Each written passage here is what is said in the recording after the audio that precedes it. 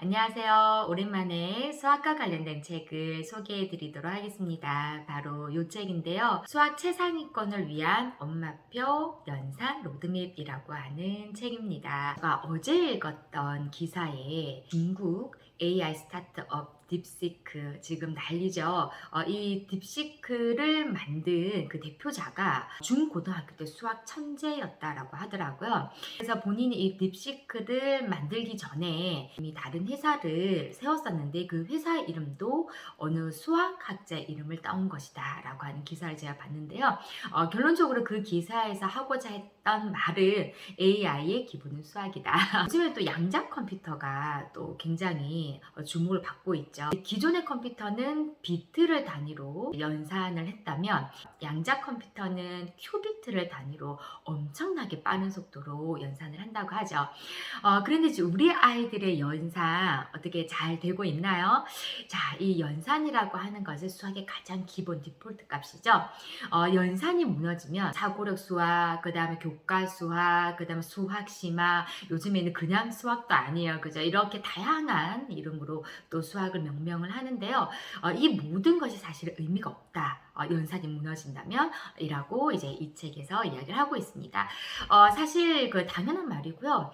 연산은 굉장히 기술적인 부분이고 가장 기본적인 부분이기 때문에 우리 아이들이 이제 수학을 접하기 전에 수와 연산 부분부터 이제 해야 되는데, 이 연산에 대해서 우리가 잘못 알고 있는 5가지 학습 방법이 이 책에 나와 있어서 제가 오늘 소개를 좀 해드릴까 합니다.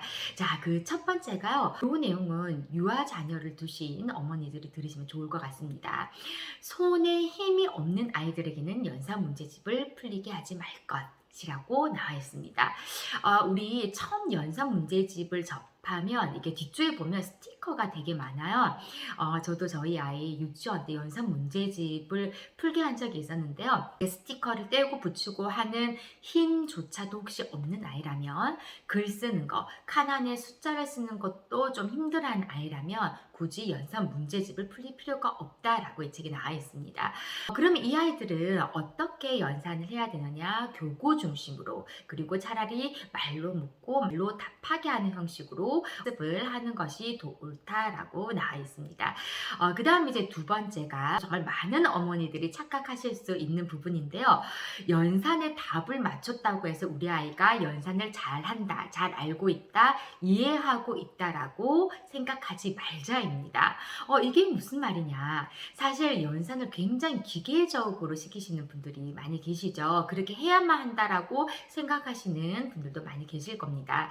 그런데 연산도 개념과 원리이고 이해라고 나와 있습니다. 그렇기 때문에 우리가 기계적으로 계속 이제 연산을 하다 보면 아이가 그 연산의 어떤 원리나 개념을 제대로 이해하지 않는 상태로 연산식 답을 아이가 암기해서 구하는 그런 형태가 나올 수가 있다라는 겁니다. 그래서 우리 아이가 답은 다 맞췄는데 진짜 제대로 이해를 하고 답을 푼 것인지 궁금하신 어머니들은 아이에게 이 부분의 개념을 설명하게끔 유도, 설명해 보도록 하게끔 해주시는 것이 좋다라고 나와 있습니다. 저도 아이가 어떤 것을 명확하게 이해를 하고 있는가를 가장 잘 알 수 있는 방법은 아이에게 직접 그 내용을 엄마에게 설명해 보라고 하는 그 티칭의 방법이 제일 좋다라고 생각을 하거든요. 그래서 학교 놀이라든지 엄마가 학생이 되고 아이가 선생님이 되어서 어떤 개념을 설명한다든지 하는 활동들을 많이 하시면 굉장히 좋을 것 같습니다. 그 다음에 세 번째, 이것도 우리 어머니들이 굉장히 조심하셔야 될 부분인데요. 연산은 절대 점프업을 해서는 안 된다입니다.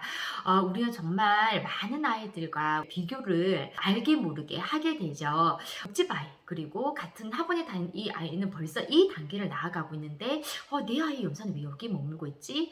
어느 정도 좀 하는 것 같은데 그러면 좀 업 시켜볼까? 이렇게 해서는 안 된다는 겁니다. 다른 사람이랑 비교하지 말고 내 아이의 속도대로 차근차근 밟아가야 하는 것이 수학이고, 특히 연산은 그래야만 된다라는 거 이 책에서 굉장히 강조를 하고 있습니다. 수학은 단계별 교과라고 얘기를 하죠. 아랫 단계에서 무너지며 윗 단계로 올라갈 수 없는 이 수학이라는 교과는 순차적으로 이해를 해야 하기 때문에 조급해하지 마시고 우리 아이의 속도대로 연산은 차근차근 해주셔야 됩니다. 그 다음에 네 번째도 굉장히 중요한 내용인데요.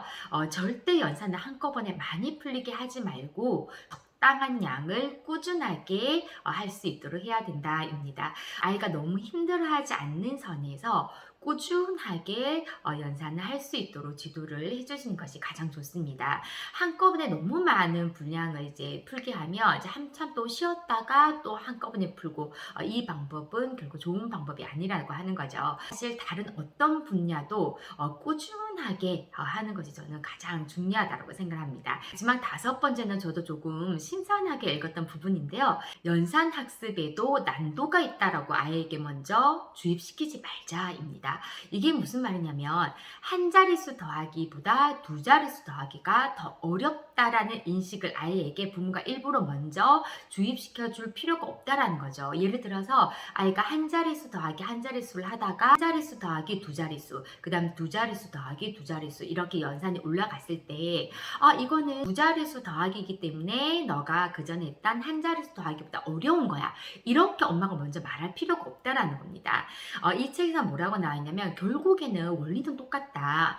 덧셈을 조금 더 할 뿐이다. 덧셈을 한 번 더 할 뿐이기 때문에 난도가 있다라는 것을 주입시켜 주지 말고 같은 개념, 같은 원리이기 때문에 단계가 올라가도 충분히 풀 수 있다라고 얘기를 해줘야 된다는 겁니다. 자, 이렇게 해서 총 5가지가 나왔는데요. 도움이 좀 되셨는지 모르겠습니다. 우리 아이들 연산 힘들이지 않고 꾸준히 차근차근 연산을 잘 해 나갈 수 있도록 우리 어머니들 이 5가지 잘 기억을 하시고 남은 방학 알차게 잘 보내시길 바라겠습니다. 저는 다음에 더 좋은 책으로 만나 뵙도록 하겠습니다.